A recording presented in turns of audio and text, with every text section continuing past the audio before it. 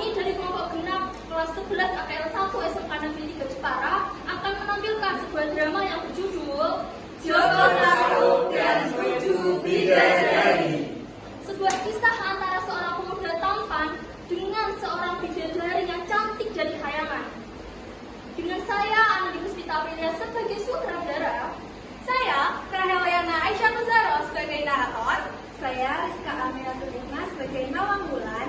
Saya, Muhammad Yasir Musiron sebagai Joko Tarub. Saya, Ahmad Abdel Zahir sebagai Parjo. Saya, Kaini Ganda Desa sebagai Yanto.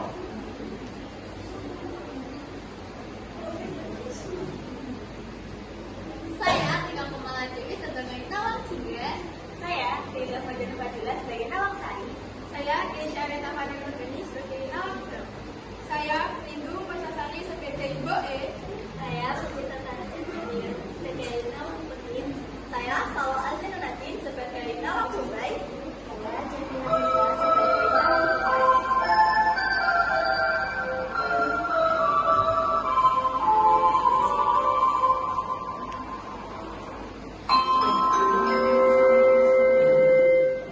Pelajaran telah selesai. Para siswa dipersilakan istirahat.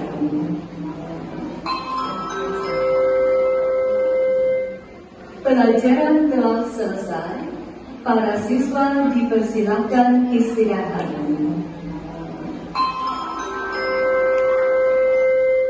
It's time to break. Please, all students can leave your room.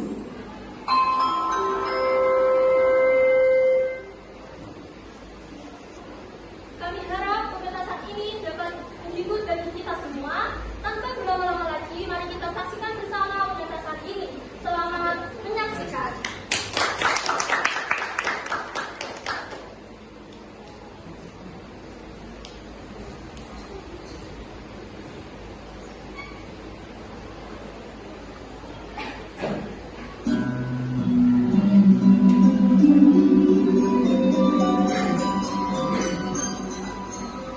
Hiduplah seorang pemuda tampan bernama Joko Tarub yang tinggal di sebuah desa yang bernama Amerisya Musyara. Ia tinggal bersama ibunya di sebuah rumah kecil di tepi sawah. Setiap hari, Joko Tarub menghabiskan waktunya dengan membantu ibunya di sawah, bekerja di pasar desa, dan sesekali scroll TikTok. Ralat, maksudnya berburu di hutan.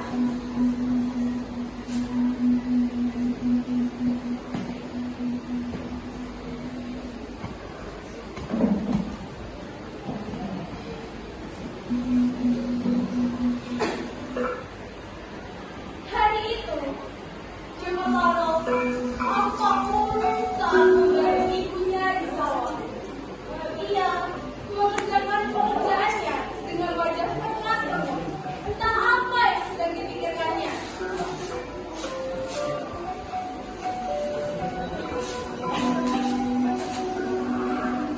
Ubur-ubur Pak Lele, gue kenapa Le?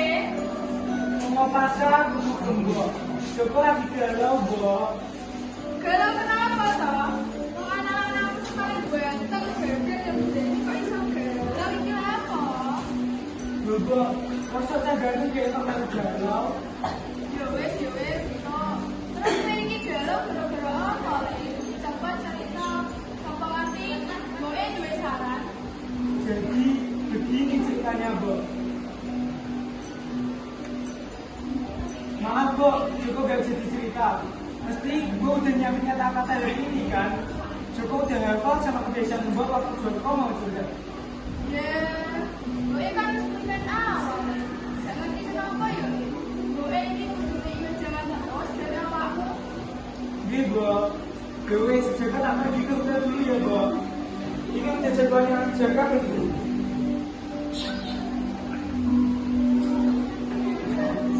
Gimana dulu bareng orang jadwal dan ini pakai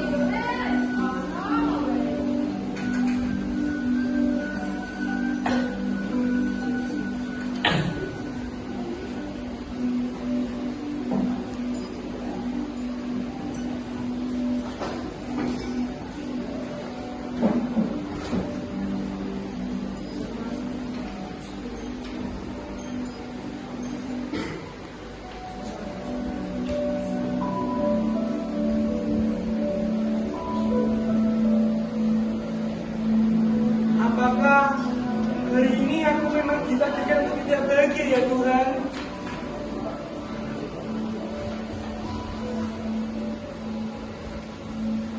Kenapa hari ini hutan sangat kosong ngomong kayak hatiku? Coba kamu merasa sangat lelah setelah seharian berburu tanpa hasil. Ia pun memutuskan untuk beristirahat sejenak di bawah sebuah pohon besar yang rindang. Hingga akhirnya sayup-sayup terdengar suara-suara yang bermunculan masuk ke gendang telinganya. Suara apa itu ya? Ia akhirnya bangkit dan mulai melangkah mencari sumber suara.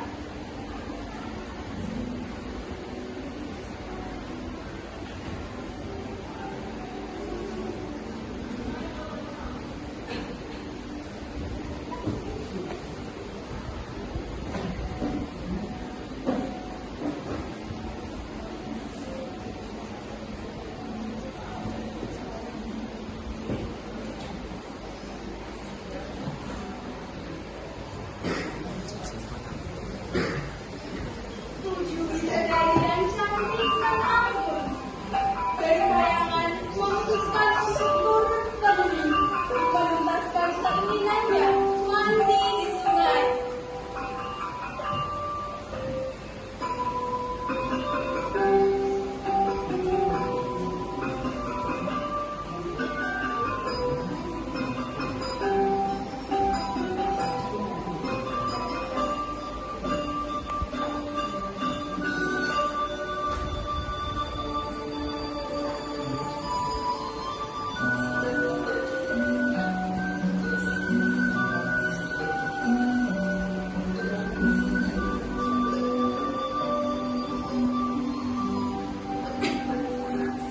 Joko Taro melihat dari balik batu untuk mengetahui apa yang sebenarnya terjadi di sana.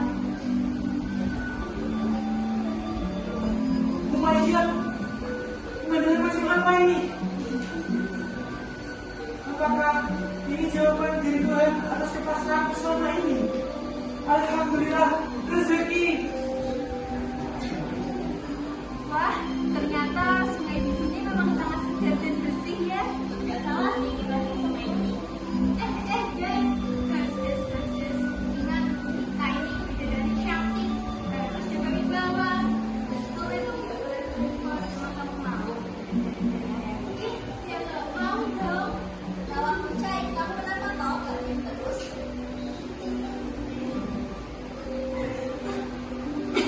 Mereka tertawa bersama, tak menyadari bahwa Joko Taro sedang mengamati mereka dari kejauhan. Di sela-sela pembentaiannya, sebuah ide licik terlintas di benak Joko Taro. Aha, Ia mengendap-endap berjalan mendekati tempat di mana selendang para bidadari diletakkan. Diam-diam, ia mengambil salah satu selendang dan menyembunyikannya di balik pakaian. Joko pun segera pergi untuk bersembunyi lagi.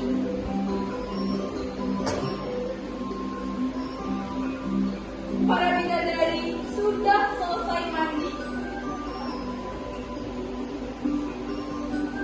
Masing-masing dari mereka mengambil selendang miliknya dan memutuskan untuk segera kembali ke kayangan. Akan tetapi, selendangku kenapa tidak ada ya? Loh, beneran gak ada? Apa jangan-jangan dia udah manusia lagi?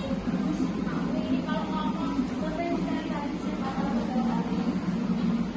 Mereka sibuk mencari selendang Nawang Wulan yang hilang entah kemana. Gak ada di mana-mana.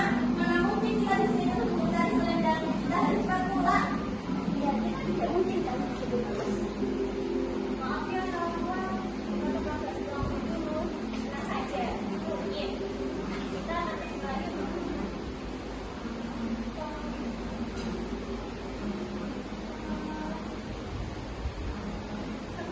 Tapi jangan tinggalkan aku.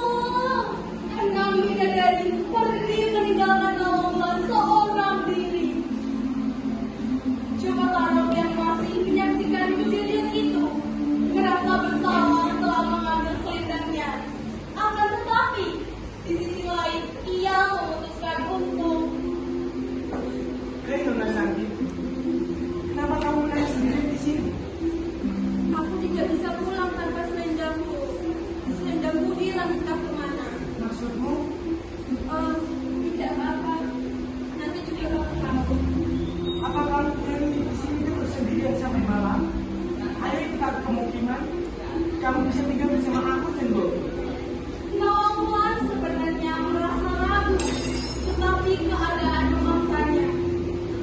Mereka berdua bersiap untuk pulang. Akan tetapi Weh Joko, ngapain kamu berdua kayak gini? Ayo, selamat, aku telah tertidur. Kalian ini apa sih? Jangan mikir aneh kalian. Loh, aku cuma nanya, kok kamu sedang ini, Cuk? Betul itu, Cuk. Pelajar ngapain sih kamu berduaan sama cewek kayak gini? Kamu mau ngambil ketemu sama warga? Kalau mau cari istri gak kayak gini, Cuk, caranya. Ngawur kalian. Aku saja baru kenal sama dia. Apa iya baru kenal? Gaya Cuk, Cuk. Bisa ngosek, Cuk. Cuk, ini sebenarnya manusia apa bukan sih? Kok kayak bukan manusia? Terus maksudmu setan gitu? Ya enggak, bukan kayak manusia, kayak beda gitu. Aneh banget gitu, ya nggak, Cuk? Iya, itu benar. Jadi kayak lagunya terus itu loh. Kayak kau bidadari jatuh dari surga di hadapanku. Ya udah, wes lucu. Aduh. Ya udah, jangan aja. Aku kan dulu ya. Kok main dari nanti, Joko? Joko mengajak Nawangwulan pulang ke rumah, meninggalkan mereka berdua di sungai. Kapan ya toh aku ada Joko? Seharusnya aku yang di posisinya Joko. Alah, lupamu, wes ayo. Tianto dan Parjo akhirnya melanjutkan perjalanan pulang.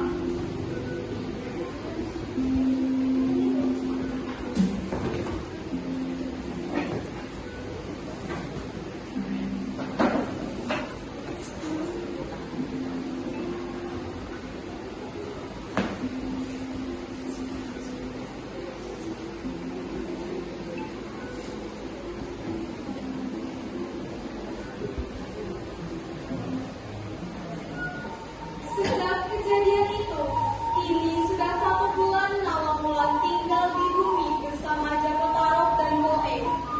Tepat kemarin, Joko Tarok dan Nawangwulan memutuskan untuk menikah. Ia sekarang sedikit demi sedikit belajar apa yang bisa dilakukan oleh manusia di bumi. Hari itu, Nawangwulan membawakan sebuah makanan untuk Joko Tarok yang sedang bekerja di sawah. Mas Joko, sini istirahat dulu. Aku bawakan makanan favorit kamu loh. Loh, Timulan. Ya, bentar. Kamu bawa makanan apa ini, Tik? Ini aku bawakan sepiring bakwan dan makanan buat kamu. Makasih ya, Tik. Kamu udah makan apa belum? Mas, Yaudah, ayo kita makan bareng aja.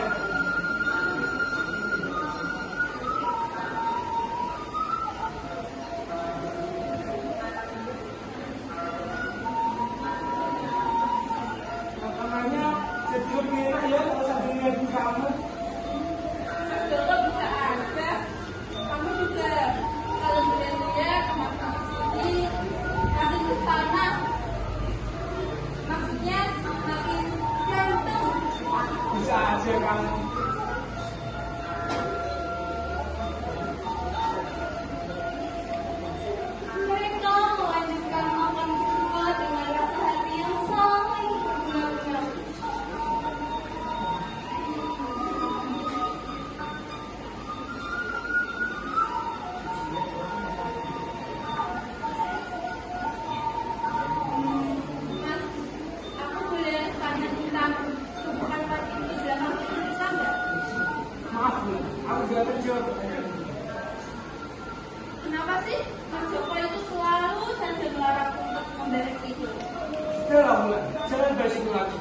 baik kita lanjutkan makan.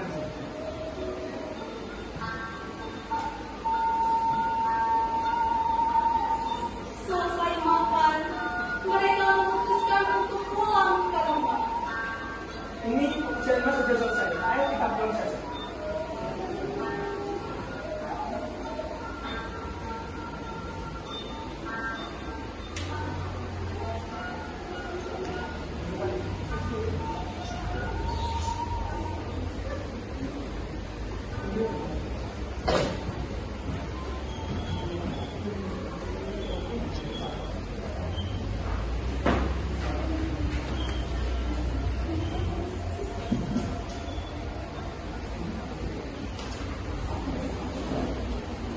Hari demi hari berlalu, hingga suatu ketika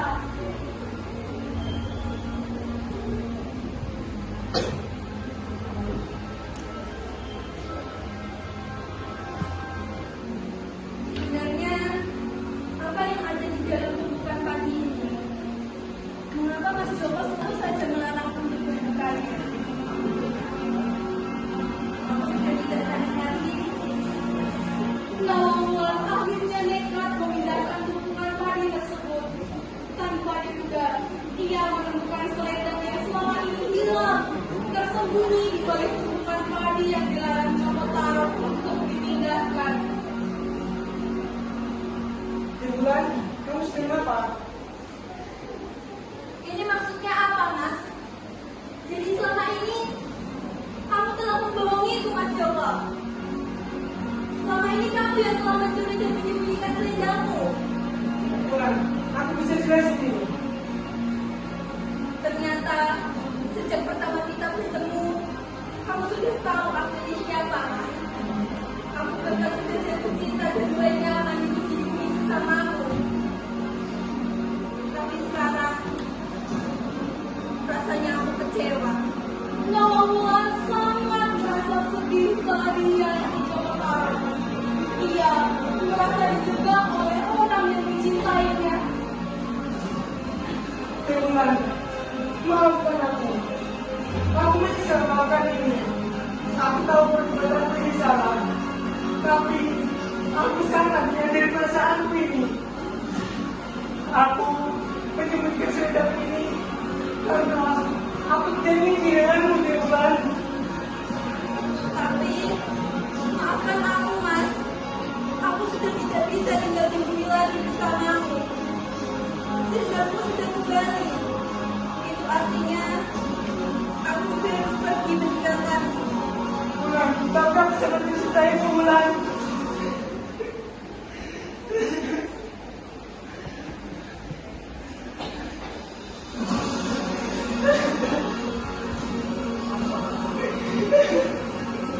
Selamat tinggal, Mas Joko. Aku sangat mencintaimu. Terima kasih atas semua selama ini. Aku pergi, Mas Joko. Cukup malu kepada kepergian kamu Tuhan dengan tatapan sedih, bercampur rasa salah karena perbuatannya sendiri. Ia benar-benar menyesal tidak bisa berkata jujur sejak awal memulai rasa cinta pada bidadari itu.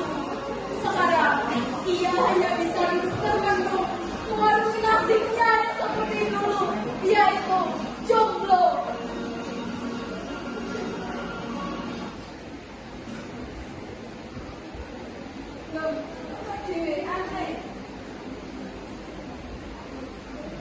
Bulan udah pergi, Bo. Oh, lu pasar. Boten, Bo. 2 kali. Boten. Terus mau juga jomblo kabeh. Bulan udah pergi bersama-lamanya, Bo. Tidak lagi. Maksudmu? Bukan meninggal maksudnya, Bo. Tapi Bulan udah pergi ke tempat asalnya. Oh iya, sorry. Ya gimana lagi ya, Bo? Makanya ini udah terjadi. Sing sabar ya, Le. Gue yakin bakal kentuk jodoh sing gede. Gue yakin kalau dino sama Tuhan bakal balik. Tapi gue seneng Le. Bisa mawar benake.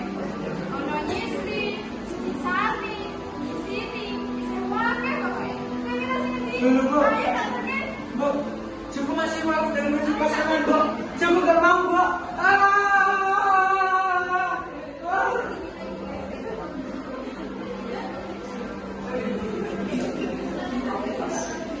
All students, please enter your classroom.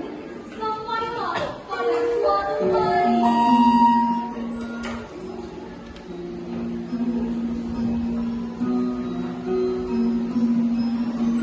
Kira-kira Timbulan sedang apa ya di sana? Aku di sini kesepian tanpa kehadirannya. Muncul seseorang yang sangat mengagumkan Joko.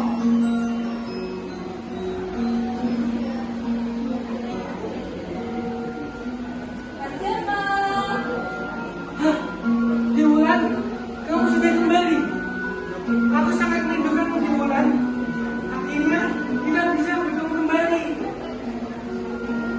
Kok ulang terus sih, Jok? Aku ini istri. Kok istri? Joko tak tersadar. Ia segera menjauhkan diri dan tak lagi membuat Anda di depannya ini. Kenapa yang ada di depan aku ini istri, Joko? Iya, hanya berbayang-bayang. Lulu, Joko, kamu jadi jelek. Ini sih. Joko, ayo Melayu. I love you, Joko Taro.